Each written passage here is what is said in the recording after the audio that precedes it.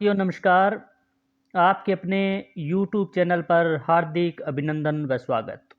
दोस्तों, आज हम फिर एक बहुत ही महत्वपूर्ण टॉपिक जो समरूपी भिन्नार्थक शब्द यानी ऐसे शब्द जो दिखने में एक जैसी हों मगर थोड़ा बहुत वर्तनीय उच्चारण की दृष्टि से अंतर थोड़ा बहुत होता है, ऐसे भिन्नार्थक शब्दों का आज हम अध्ययन करेंगे। बिंदु संख्या 19 है। इससे पहले हमने 18 महत्वपूर्ण हिंदी व्याकरण के बिंदुओं पर चर्चा कर ली। अगर अभी तक वो आपने क्लास नहीं देखी है तो हिंदी व्याकरण रचना 6 से लेकर 12 तक प्ले लिस्ट बनी हुई है। आप प्ले लिस्ट में जाकर उन महत्वपूर्ण बिंदुओं पर, क्योंकि ये हिंदी व्याकरण हर भर्ती परीक्षा की दृष्टि से, चाहे राजस्थान की या फिर ऑल इंडिया यानी पूरे भारत में कहीं भी महत्वपूर्ण भर्ती परीक्षा होती है या जो क्लास में पढ़ने वाले विद्यार्थी हैं उन सभी के लिए हिंदी व्याकरण बहुत महत्वपूर्ण है। तो आप इन क्लासों को अच्छी तरीके से देखें। तो आज हम शुरू करते हैं समरूपी भिन्नार्थक शब्द।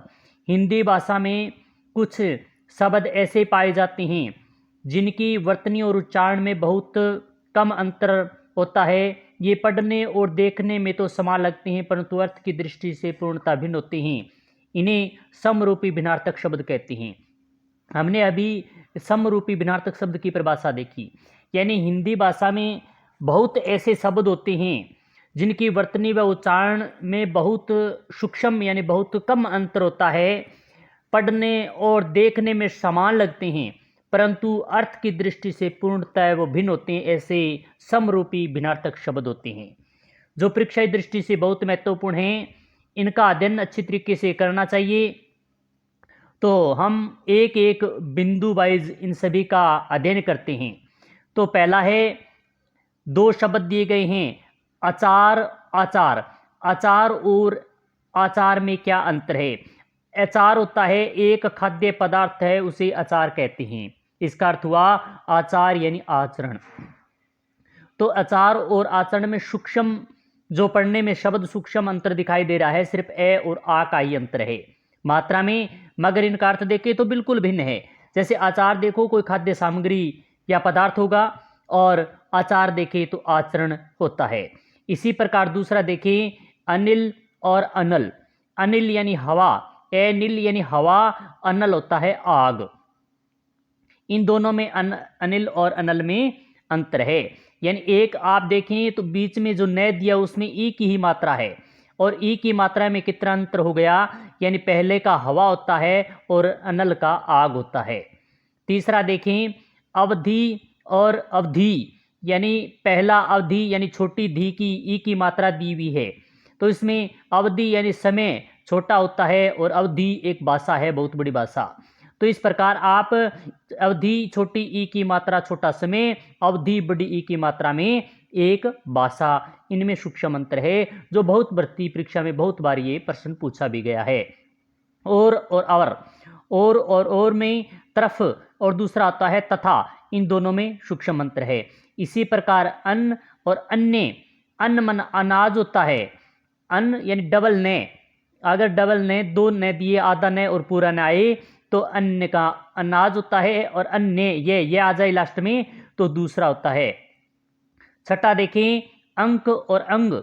अंक मन होता है संख्या या गोद, बहुत बार भर्ती परीक्षा में पूछा गया है। अंक का संख्या व गोद, अंग होता है हिस्सा और भाग, यानी कोई हिस्सा हो कोई भाग उसे अंग कहते हैं। अंक होता है कोई संख्या हो 1 2 3 4 5 या गोद होता है उसे अंक कहते हैं। सातवां देखें, अवलंब और अविलंब। अवलंब होता है सहारा, यानी इसमें भी देखेंगे आप ई की मात्रा वै दिया हुआ है तो ई की मात्रा का अंतर है। पहले में ई की मात्रा नहीं लगी हुई है, दूसरे में देखेंगे तो ई की मात्रा लगी हुई है। जहां पर इसमें ए विलंब यानी सहारा होता है, ए अवलंब का सहारा होता है और ए विलंब होता है, शीघ्र बिना देरी किए हुए वो अविलंब होता है। यानी हम किसी को कहते हैं आप तो अविलंब आ गए, यानी बिना देरी किए आ गए, तुरंत आ गए, तो वहां पर अविलंब होता है। इसी प्रकार आठवां देखें, अली और अली, यानी छोटी ली की मात्रा छोटा बौरा होता है और बड़ी ली की मात्रा तो वहां पर सकी और सहेली बड़ी होती है। यानी सकी और सहेली होगी वो बड़ी होगी, अगर अली ली में ई की मात्रा छोटी तो भंवरा और अली अली मन सकी और सहारा होगा। इसी प्रकार नौवां देखें, आदि आधी, यानी इसमें भी छोटी ई और बड़ी ई की मात्रा का फर्क है। पहले जो आदि है वो आरंभ इत्यादि, यानी आरंभ कोई चीज़ का हम प्रारंभ करते हैं, आरंभ कोई चीज़ को करते हैं तो वो होता है आदि।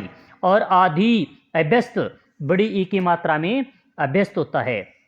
इसी प्रकार 10वां देखें, कर्म और कर्म, यानी पहला जो कर्म दिया गया है रे, ऊपर अलंत लगा हुआ हो मगर ऊपर रह जा रहा है तो वो काम होता है कर्म, और कर्म यानी सिलसिला।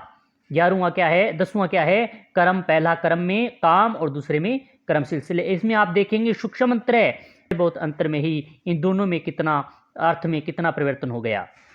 इसी प्रकार 11वां देखें,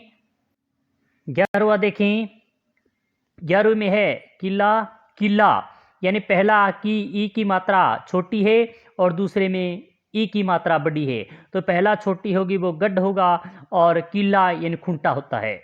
इसी प्रकार 12वां देखें, कुल और कुल, कुल छोटा होता है वो वंश, ऊ की मात्रा छोटी है कुल है तो वंश होगा कुल, किनारा, किनारा बहुत बड़ा होता है, वंश छोटा होता है। तो इस प्रकार आप याद कर सकते हैं। इसी प्रकार 13वां देखें, कृति और कृति, यानी पहला कृति ई की मात्रा छोटी है तो रचना छोटी होती है, और कृति निपुणता, निपुण पूरा होता है, बड़ा होता है। तो कृति और कृति में यही अंतर है कि कृति है वो छोटी होती है और कृति रचना निपुणता, यानी कि कृति मन निपुणता ये बड़ी मात्रा, तो इसमें निपुणता होती है। इसी प्रकार आगे देखें 14 में, और ग्रह, यानी ग्रह नक्षत्र होता है और ग्रह मन घर होता है, इन दोनों में सूक्ष्म अंतर है। इसी प्रकार चीर और चीर, चीर छोटा होता है पुराना होगा और चीर बड़ा है तो बड़ा वस्त्र होगा। इसी प्रकार 16वां देखें, चालक और चालाक, चालक वाहन चलाने वाला चालक होता है और चालाक चतुर होता है। ला, इसमें ले के अंदर ए की मात्रा पहले में नहीं है वाहन चलाने वाले में, मगर चालाक में आ की मात्रा आने पर, यानी ए और आ की मात्रा में सूक्ष्म अंतर के कारण इन दोनों में पहला हो गया चालक वाहन चलाने वाला और दूसरा आ की मात्रा लगने पर चालाक तो चतुर हो गया। इसी प्रकार 17वां देखें, जलद और जलज, ये दोनों बहुत बार भर्ती परीक्षा में पूछा गया, अभी रीट भर्ती परीक्षा हुई थी उसमें भी पूछा गया था। तो जलद होता है दे देने वाला बादल और जलद जय जय जल में खिलने वाला कमल। तो जल जय दे देखने हैं, जलद बादल जलज कमल, ये दोनों बहुत ही सूक्ष्म अंतर अच्छी तरीके से इसमें समझाए गए हैं। इसी प्रकार 18वां देखें, तरंग लहर होता है और तुरंग घोड़ा होता है, ये भी भर्ती परीक्षा में बहुत बार पूछा जाता है। तरंग लहर तुरंग घोड़ा, तो यानी आप अर्थ में देखेंगे तो बहुत ज़्यादा अंतर है, मगर शब्दों को देखें तो सूक्ष्म अंतर है, कहीं ई की मात्रा, कहीं आ की मात्रा, कहीं ऊ की मात्रा ही में अंतर आ रहा है। इसी प्रकार दिन दिवस होता है, दीन गरीब होता है, ये भी बहुत बार भर्ती परीक्षा में एग्जाम में भी पूछा गया है। छोटी ई की मात्रा दिवस, दीन गरीब बहुत बड़ा होता है, इस प्रकार आप याद कर सकते हैं। इसी प्रकार 20वां देखें, दशा और दिशा, दशा हालत होती है, दिशा तरफ होता है। 21वां नीर जल होता है, नीड़ घोंसला होता है, इसमें रे लास्ट में इसमें अड़े लगा हुआ है, तो नीर जल नीड़ घोंसला। इसी प्रकार 22वां देखें, परिणाम और परिमाण, ये भी सूक्ष्म अंतर है, थोड़ा बहुत अंतर है इसमें, यानी अणा और मैं के अंतर है इसमें। देखें तो परिणाम होगा तो नतीजा होगा और परिमाण होगा तो मापतोल होगा। 23वां देखें, मूल जड़ और मूल्य कीमत। इसी प्रकार 24वां शोक और शौक में अंतर, शोक दुख होता है और शोक चाव होता है। 25वां देखें, शाम और श्याम, शाम होता है संध्या और शाम होता है काला।